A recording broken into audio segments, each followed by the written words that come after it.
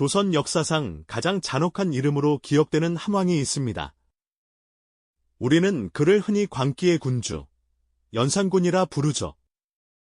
그런데 과연 한 인간의 광기라는 것이 어느 날 갑자기 하늘에서 뚝 떨어질 수 있는 것일까요?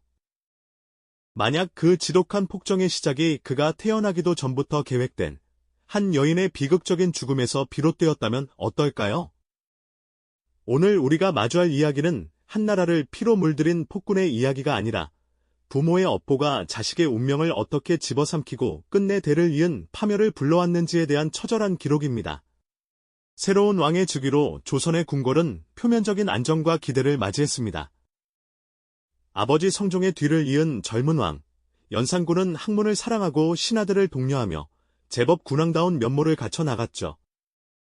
국정은 순탄하게 흘러가는 듯 보였고 적어도 겉보기에는 모든 것이 제자리를 찾은 듯했습니다. 하지만 그 고요함 아래에는 누구도 감히 입에 담지 못하는 거대한 비밀이 도사리고 있었습니다. 바로 젊은 왕의 생모, 패비 윤씨의 존재였죠. 그녀가 사약을 받고 세상을 떠났다는 끔찍한 진실은 왕의 귀에 들어가지 않도록 철저히 봉인되어야만 했습니다. 선왕 성종과 인수대비는 어린 아들이 받게 될 충격을 염려했습니다.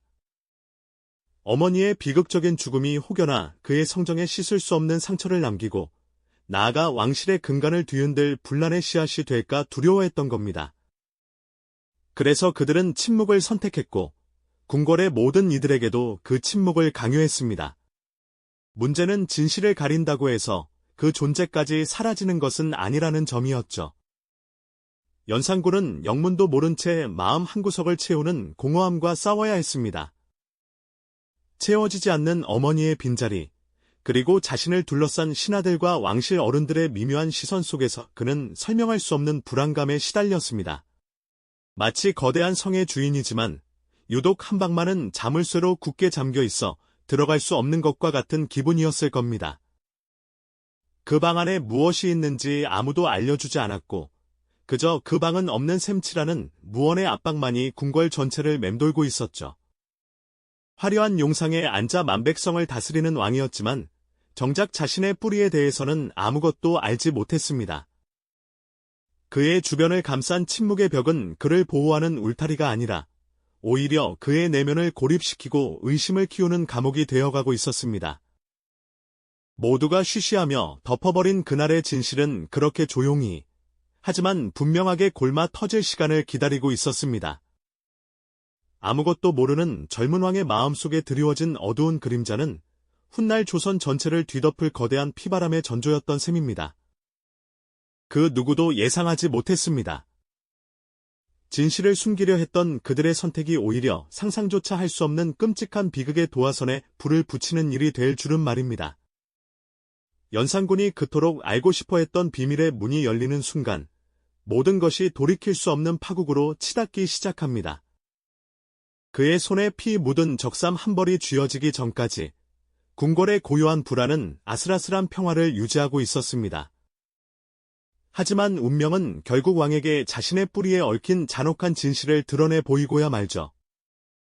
그 순간부터 조선은 이전과는 전혀 다른 시대를 맞이하게 됩니다.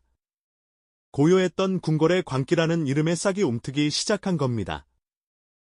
그 싹은 왕의 가슴에 뿌리 내린 배신감과 분노를 자양분 삼아 무섭게 자라나기 시작했고 머지않아 조선 팔도를 뒤흔드는 거대한 폭풍으로 돌변하게 될 운명이었습니다.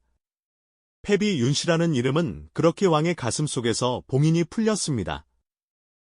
잊혀야 했던 한 여인의 원호는 아들의 손을 빌려 복수를 시작하려 하고 있었고 그 누구도 그 거대한 비극의 서막을 막을 수는 없었습니다. 이제 남은 것은 오직 피의 복수국뿐이었죠. 어머니의 이름을 되찾겠다는 아들의 결심은 곧 조선 전체를 피로 물들일 거대한 광풍의 시작을 의미했습니다. 연산군의 칼날은 가장 먼저 어머니의 폐위에 앞장섰던 후궁정씨와 엄씨를 향했죠. 두 사람은 왕의 친아들들까지 동원된 잔혹한 복수국의 첫 희생양이 되어 처참한 죽음을 맞이해야 했습니다. 하지만 이것은 거대한 피바람의 서막에 불과했습니다. 왕의 분노는 이제 산자를 넘어 이미 차가운 무덤 속에 잠들어 있던 이들마저 심판대 위로 끌어올리기 시작했습니다. 폐비 사건에 깊이 관여했던 한명회와 정창손의 무덤이 파헤쳐지고 그들의 시신은 관 밖으로 꺼내져 다시 한번 목이 잘리는 부관참시라는 끔찍한 형벌을 당해야 했죠. 이성을 잃은 복수심은 끝을 몰랐습니다. 연산군은 어머니의 사약을 들고 갔던 이세자를 포함해 당시 사건에 침묵하거나 동조했던 수많은 신하들을 색출해냈습니다. 그들의 죄목은 단 하나, 잊혀야 할 이름을 기억하고 그 비극에 동참했다는 것이었죠. 죄인으로 지목된 이들은 물론이고 그들의 아들과 형제, 심지어 어린 손자들까지 연좌제의 쇠사슬에 묶여 형장의 이슬로 사라져갔습니다. 한양의 거리는 매일같이 끌려가는 이들의 절규와 남겨진 가족들의 통곡으로 가득 찼습니다. 어제까지 권세의 중심에 있던 대가문들이 하루아침에 역적의 가문으로 낙인 찍히며 풍비박산이 났습니다. 단순히 목숨을 끊는 것에 그치지 않았습니다. 죄인의 재산은 몰수되었고 그들의 아내와 딸들은 노비가 되어 다른 이의 손에 넘겨지는 치욕을 겪어야만 했죠. 이 끔찍한 숙청, 바로 갑자사화의 광풍이었습니다. 이것은 한 폭군의 단순한 분노 표출이 아니었습니다. 26년 전, 한 여인의 눈물과 피로 심어진 비극의 씨앗이 마침내 아들의 손에서 가장 끔찍한 열매를 맺은 것이었죠. 부모 세대가 남긴 업보가 자식의 광기를 통해 수백 개의 가문을 파멸로 이끄는 거대한 연쇄 비극이 되어버린 겁니다. 연산군의 광기는 여기서 멈추지 않았습니다.